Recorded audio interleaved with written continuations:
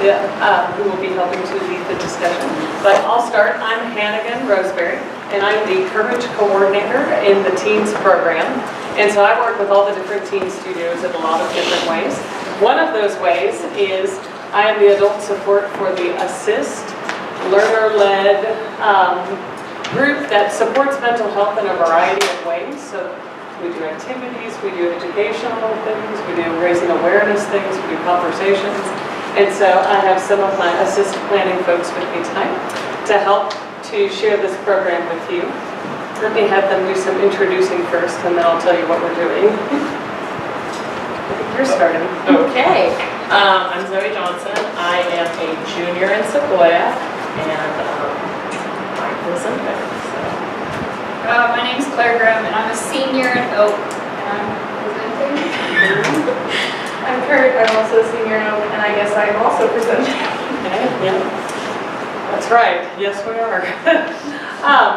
So I wanted to share tonight that this is a program. We did not create this documentary, and we are utilizing the documentary and slideshow that was created by the American Foundation for Suicide Prevention, which is one of the biggest national nonprofits that works towards destigmatizing mental health and towards providing supports and resources nationally for mental health. At the beginning of the year, we did the Out of the Darkness campus walk.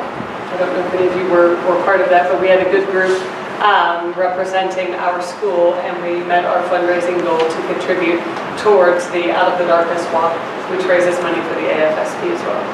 So they're an organization that does a lot of great work. How many of you have heard, just to give some context, how many of you have heard that rates of teen anxiety and teen depression have gone up in the last 10 years? Are you aware of this? Read any articles? Okay, so most of us have some awareness. If you aren't aware, then you'll hear more about some current statistics this evening, and we're going to watch a resource that helps us to have more awareness of what to look for when we're working to support adolescents through some of these challenges. But articles in the last year or so in particular have come out that are finally starting to point to different things that they think might be contributing to this spike in mental health challenges. And there's no one culprit. You'll hear people say social media, cell phones, our relationships with screens. That gets pointed to a lot, but I would encourage you to do your own reading and further exploration after this and draw some of your own conclusions. But most importantly, have conversations amongst yourself, amongst your peers, amongst your adults or your household, your family. The more we talk about these things and the more we'll look out for one another and make it okay to talk about these hard things, the better we'll be and the stronger community will be. So we're going to get started here. I'm going to go to the first screen. We're going to just spend a few minutes here at the top establishing some context. That's what the slideshow is for. And so our hope is that we're going to understand the scope of it. So you're going to see some statistics and such. That, by the end of the documentary, our hope is as well that we'll be able to recognize warning signs as well as risk factors associated with youth suicide. What do you do when you see at-risk behaviors? How can we help? And then just kind of a general overview of mental health treatments. And it will definitely be an overview because there are lots of different beliefs about how to support mental health. Our goal is just that we get talking about it and thinking about it. Okay. Are we sitting? Is that happening? Well, Zoe sometimes stands, so if you'd like to take it up a notch by standing. Thank you, Zoe. Just going above and beyond here, you know, right? Standing up. Yep. Increasing the blood flow. Yep.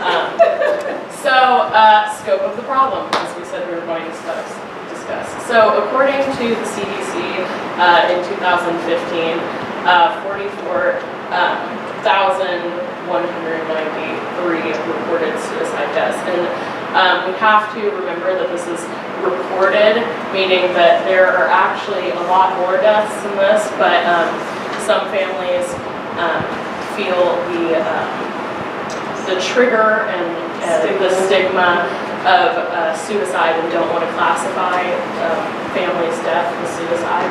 And also it's kind of hard for a coroner to identify whether something is a suicide or not. And I think 4 out of every like 100 suicides actually leave a suicide note.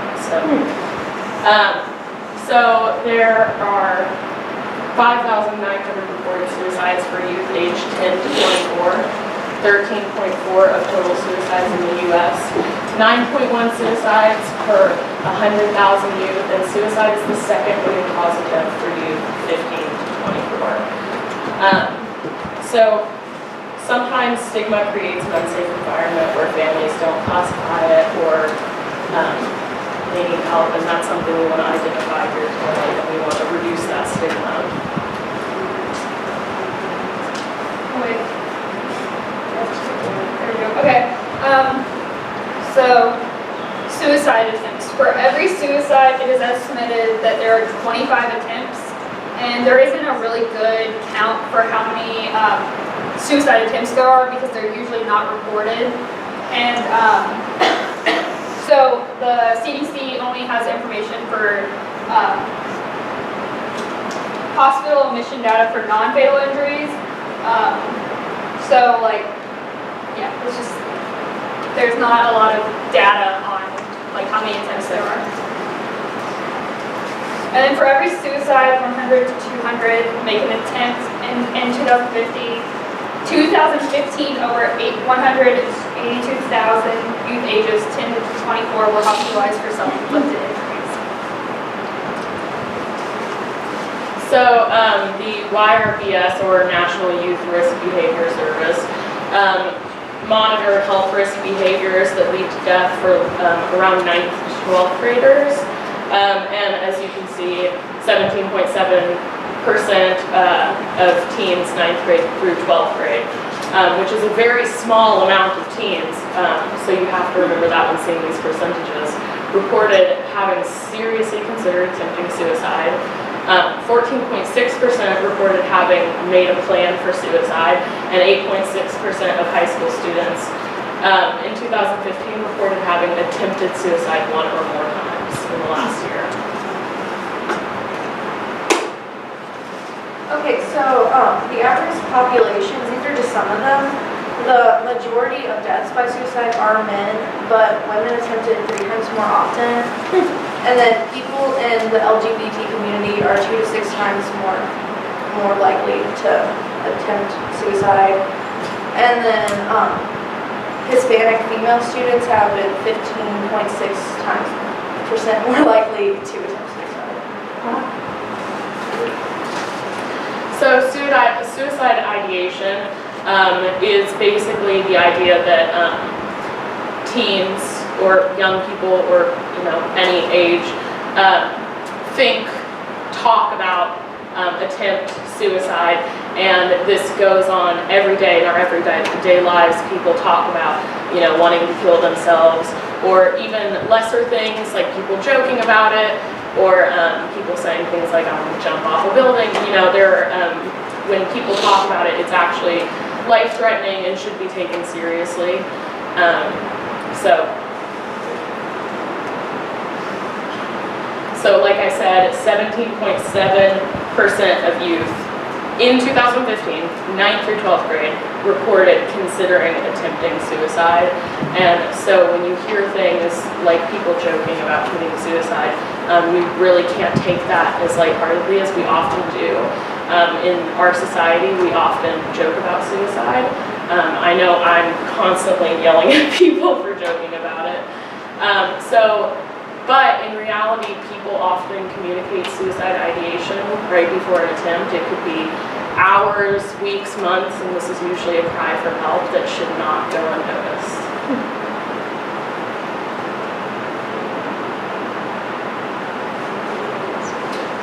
Yes, okay. One key risk in young people and any age groups, is undiagnosed or mistreated or untreated mental disorders, and 9 out of 10 people who die by suicide have a treatable mental health condition at the time of their death. So, Treatable being the key word. They're treatable. treatable, yes. Yes, There are 7 mental health conditions which are most common among people who commit suicide. Major depressive disorder, conduct disorder, which is basically just antisocial behavior patterns, bipolar disorder, eating disorders, generalized anxiety, schizophrenia, and substance use disorders. And while these are linked to suicide, and many suicide attempts are done by people who do have treatable mental health conditions, there are also many other causes that could go along with this, so we shouldn't just focus on this. And I mean, this one's pretty simple. 2 out of 3 teens with depression don't get treatment, which is a lot. Like I said, to compare that to if 2 out of 3 teens with juvenile diabetes did not get treatment, how devastating that would be. This is the same thing. We just can't physically see the manifestation of this. Speaking of treatment, as I said earlier, there are a lot of different beliefs about how to support mental health challenges, and so I thoroughly encourage you to do your own investigating. The AFSP makes these recommendations and observations that teens suffering from depression can show improvement in 4 to 6 weeks, just utilizing psychotherapy, so working with a mental health professional in a counseling setting. Most others experience significant reduction of symptoms with an antidepressant medication, and I know that's the one that people tend to have a lot of strong feelings about. So I'm not endorsing medication or not medication. I'm encouraging families to look into what works best for them. Full disclosure, my family has seen enormous benefits from utilizing medications for various challenges. So if you want to have private conversation later and talk or ask questions about that, I'd be happy to share. We're a very open book household with the various things my family members and I are challenged by. But medications can make a big difference if there's a chemical component, which there often is. And they go on to say that medication is essential when you're dealing with severe depression and other serious mental health conditions such as bipolar and schizophrenia. Okay, so depression can show itself in many different ways. Some people have depressive episodes that go on and off, and then some people have depressive symptoms for a long period of time. So a lot of times people with on and off episodes don't get treated as often. But treatment is effective for 8 out of 10 people, and no single approach will work for everyone. So like sometimes therapy will work for someone, and then sometimes medicine will work for another person, and sometimes you need both of those things.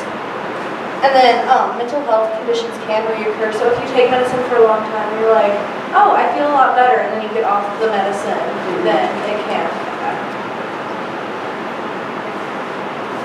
Okay, so we're talking a lot about mental health aspects and different conditions and illnesses that you can have that would affect this, but there are actually a lot of different factors that you have to consider.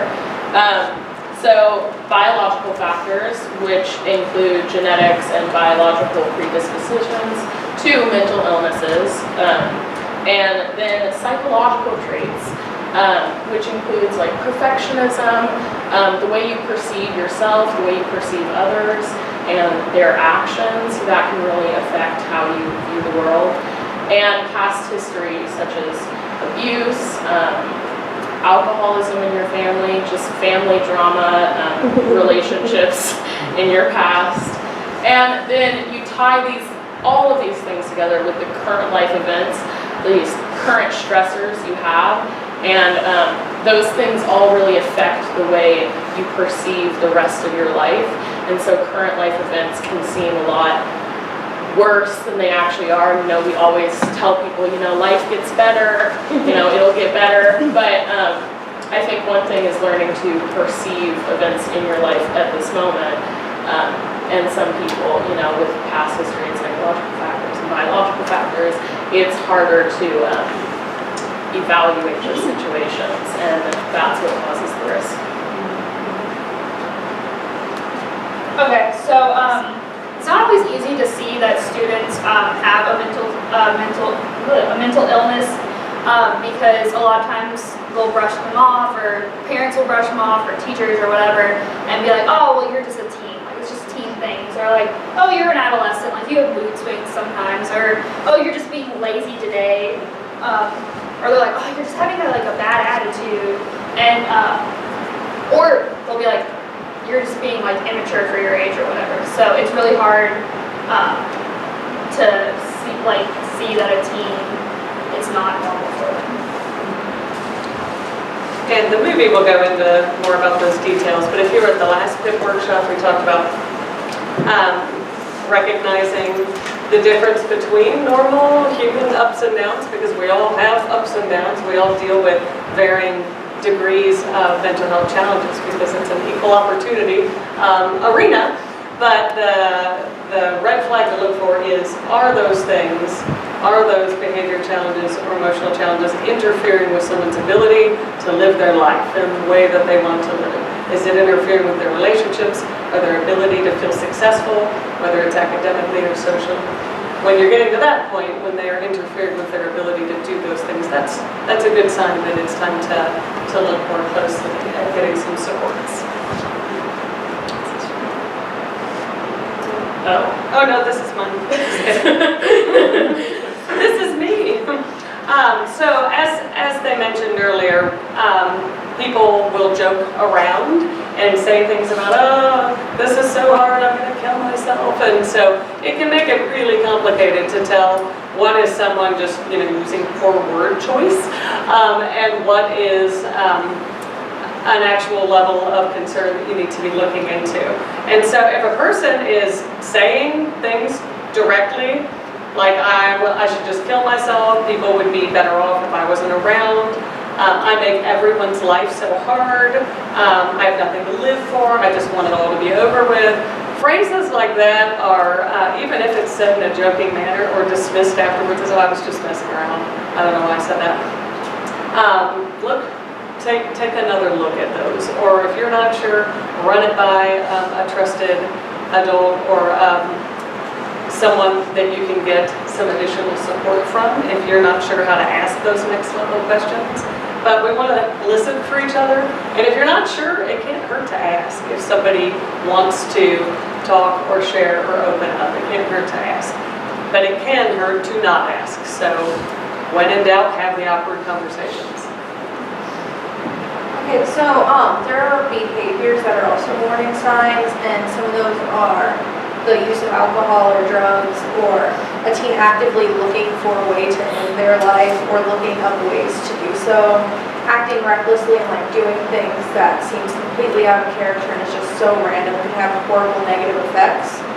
If they are starting to not want to take time to do the activities that they like to do, and keeping themselves away from friends or their family, and staying back in their room and sleeping too much or not sleeping at all, and just calling people to say goodbye and you won't miss me and things like that, and giving away possessions that they care about, or getting increasingly angry.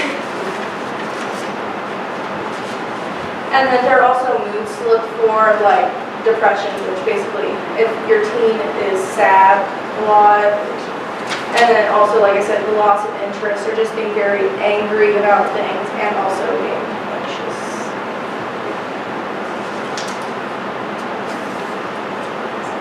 Here's me. Okay. So some barriers to treatment for teens. One of the big ones is a lot of people see seeking help as a sign of weakness. So especially if you were raised up that way, that oh, we don't ask for help because that's weak, that would make you weak. A lot of people won't seek treatment for that. Some people are scared to ask, teens are scared to ask adults because they're like, oh, well, adults just won't understand. So they don't reach out.